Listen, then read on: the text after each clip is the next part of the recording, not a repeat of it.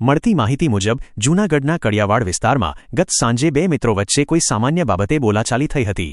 આ બોલાચાલીએ જોતજોતામાં ઉગ્ર સ્વરૂપ ધારણ કરી લીધું હતું। આવેશમાં આવી ગયેલા શખ્સે પોતાના જ મિત્ર પર તીક્ષ્ણ છરી વડે હુમલો કરી દીધો હતો। હુમલાખોરે મિત્રના શરીરના ભાગે છરીના ઘા ઝીંકતા યુવાન લોહીલુહાણ હાલતમાં ઢળી પડ્યો હતો।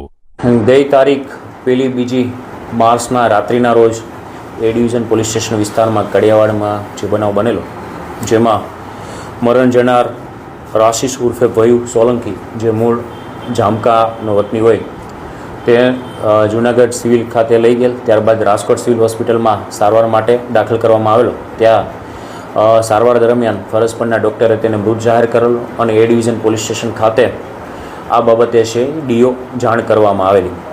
ત્યાંથી પોલીસ દ્વારા રાજકોટ પહોંચી અને ઇન્ક્વેસ્ટ પંચનામું ભરવામાં આવેલું, જેમાં મૃતકના શરીરે થાપાના ભાગે જે જીવલેણ ઈજા જણાઈ આવેલી, આથી બનાવની ગંભીરતાને ધ્યાને રાખી એ ડિવિઝન પીઆઈએ ફોરેન્સિક પીએમ માટે સંબંધિત સિવિલ હોસ્પિટલને જણાવેલ, જ્યાં તેનું ફોરેન્સિક પીએમ થતાં પીએમ કરનાર પેનલ ડૉક્ટરના જે પ્રાથમિક ઓપિનિયન હતો કે થાપાના ભાગે જે જીવલેણ ઈજા થઈ છે તેના લીધે છે આ રાશિસનું મૃત્યુ થયેલું છે।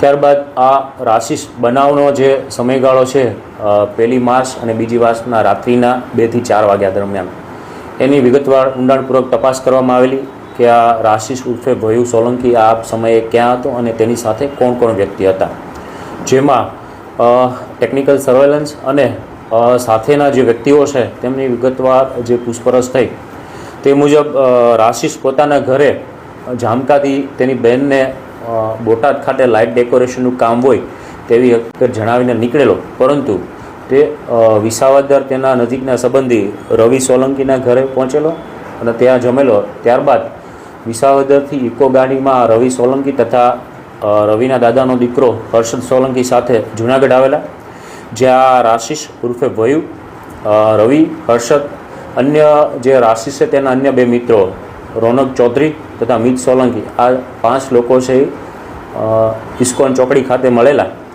ત્યારબાદ છે કાળવા આવેલા અને કાળવાથી કડિયાવાડ પાસે મિત સોલંકી જ્યાં રહે છે વૃંદાવન એપાર્ટમેન્ટ તેની પાસે આવેલા અને ત્યાં બેઠા હોય એ સમયગાળા દરમિયાન છે રોનક ચૌધરી અને મરણ જનાર રાશિસ ઉર્ફે ભયુ સોલંકી બંને એકબીજાની મજાક મસ્તી કરતા હોય તેમાંથી બોલાચાલી થયેલા। ત્યારબાદ ગાળાગાળી સુધી મામલો પહોંચેલો અને એકબીજાના કોલર પકડેલા।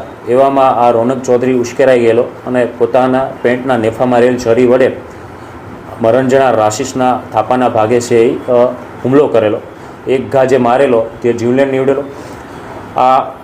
ત્યારબાદ જણાવેલું કે આ ચરીવાળી હકીકત કોઈને જણાવી તો તમામને તકલીફ પડશે।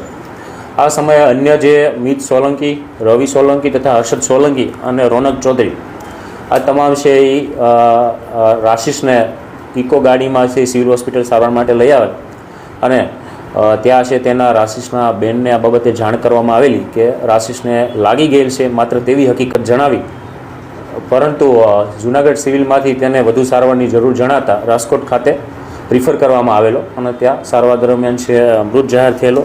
મુખ્યત્વે આ આરોપી રોનક ચૌધરી છે મજૂરી કામ કરતો હોય અને બોલાચાલી ગાળાગાળીમાંથી આ બનાવની શરૂઆત થયેલી, અચાનક ઉશ્કેરાઈ જાય અને છરી વડે છે હુમલો કરેલો છે। હાલ આ રોનક ચૌધરીને છે એ રાઉન્ડઅપ કરવામાં આવેલો છે। આગળની તપાસ એ ડિવિઝન પીઆઈના કરી રહેલ છે।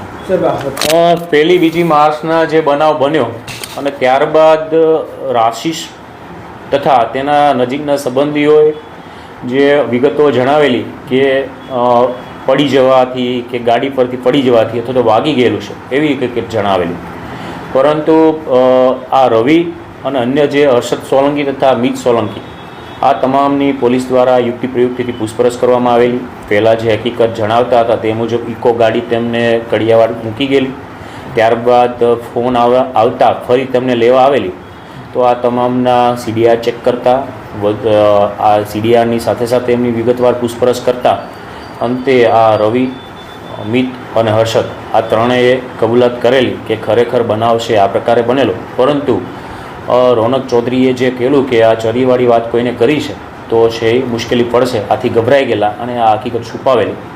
છેલ્લે જ્યારે અંતિમ વિધિમાં રાશિસના ઘરે ગયેલા ત્યારે રવિ સોલંકીએ છે આશિષના સિસ્ટર નેહાબેનને આ વાત કરેલી કે ખરેખર રોનક ચૌધરીએ એને ચપ્પુ મારી દીધેલું છે, જેના લીધે છે એને ઈજા થઈ અને સારવાર માટે મોકલી આપેલો. તેનાથી પોલીસને આ તમામ કડીઓ મળી આવતા એ ડિવિઝન પોલીસ સ્ટેશન ખાતે ગુનો દાખલ કરવાની તજવીજ શરૂ છે અને આરોપી પણ રાઉન્ડ અપ કરેલ છે. રોનક ચૌધરી વિરુદ્ધ હાલ કોઈ ગુનાઓ નોંધાયેલા નથી. મજૂરી કામ કરતો હોય પરંતુ સખતમાં સખત સજા થાય તે રીતે કેસ પેપર તૈયાર કરવાની તજવીજ ફોરેન્સિક